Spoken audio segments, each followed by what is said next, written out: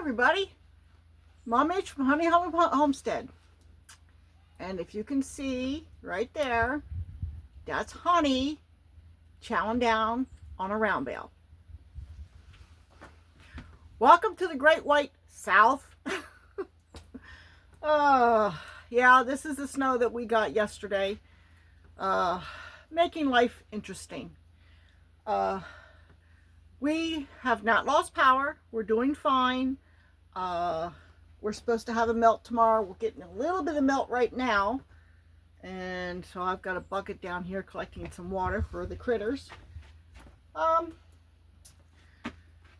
Yeah, I had put a call out on our local radio station asking for a round bale because my round bale guy, my neighbor, he is still under the weather. He is out of the hospital, but he's not to where he can deliver a round bale yet.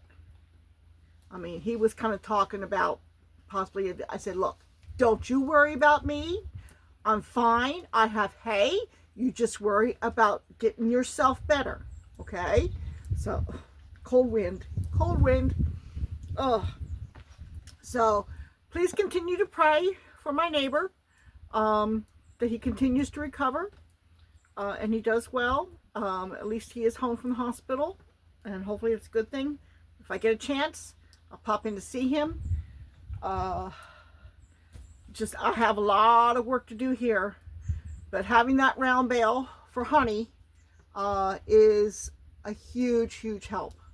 I don't have to put out as much hay, and for the time being, I am keeping the goats locked up so that she will have that round bale all to herself, because if I let the goats out, it'll be gone in a week, and I'd like to get more than a week out of it. Okay, so I have the square bales, so I'm putting the square bales out for the goats and the sheep. Okay, they have plenty of hay, they're not starving, they'll stay warm, so that's not a problem. My biggest struggle is the water. Now, I had saved up to 26 gallons of water. I did have some melt the other day, and so I was able to use some of that to water the goats with and to water Honey. Today, Honey's eating snow.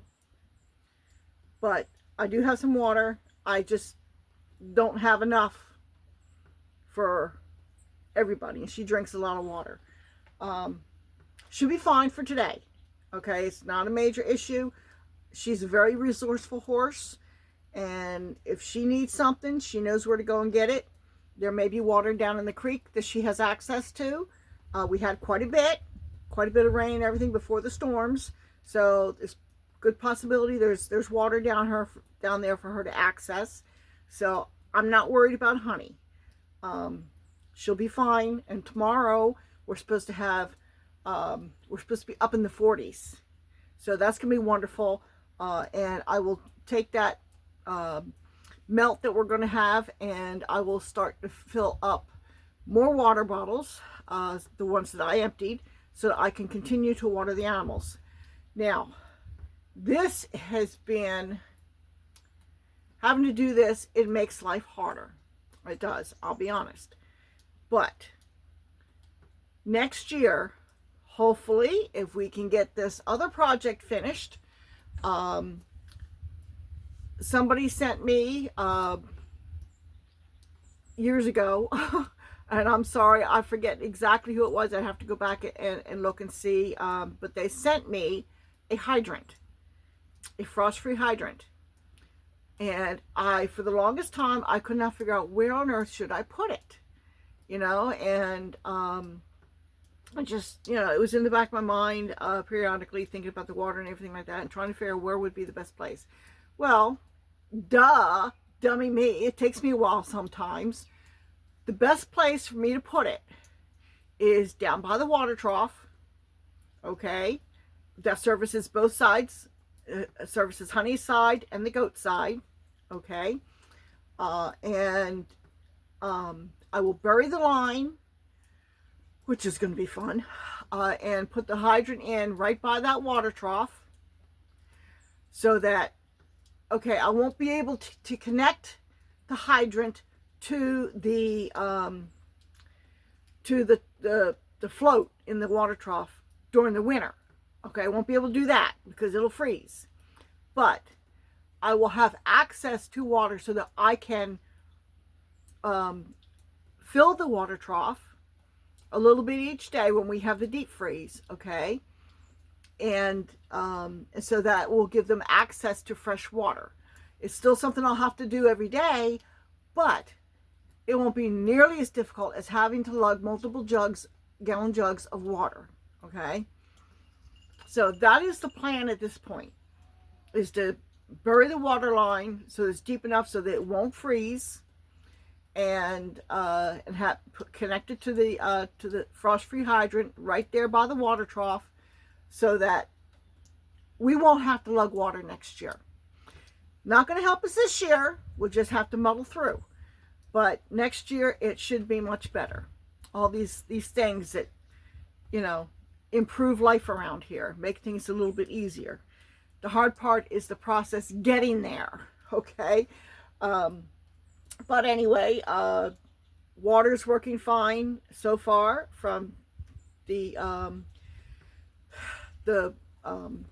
pump house, the pump, and the heater. I have a heater in there to keep things above freezing. It's on a thermostat, so if it gets warm up, like tomorrow, it's supposed to warm up, it probably won't run, but in these cold temperatures, it's running, so we're good there.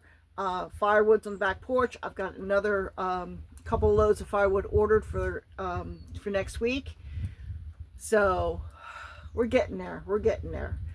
I have to go and do wood right now.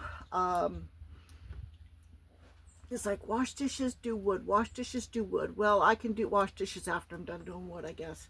But I do have to, there's some pieces that need to be split. There's some pieces that need to be cut. And there's some pieces that just need to be brought in. So it's just a matter of sorting through. But we're getting there. We're getting there.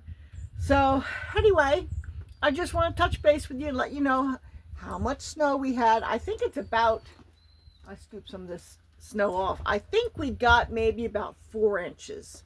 Okay. So compared to what we used to get up in Canada, I guess I can't complain. And like I said, most of it's probably going to be melting tomorrow. And then we get into, I think we get into another deep freeze after tomorrow. Flurry just went past me. I thought we were going to get a little bit of sun, but I haven't seen any sun yet today. So, but we are getting a little bit of melt. So I have a bucket under here collecting what little water we get. So every little bit helps, like I said. So anyway, I hope you all are staying dry and warm, okay, during this brief winter.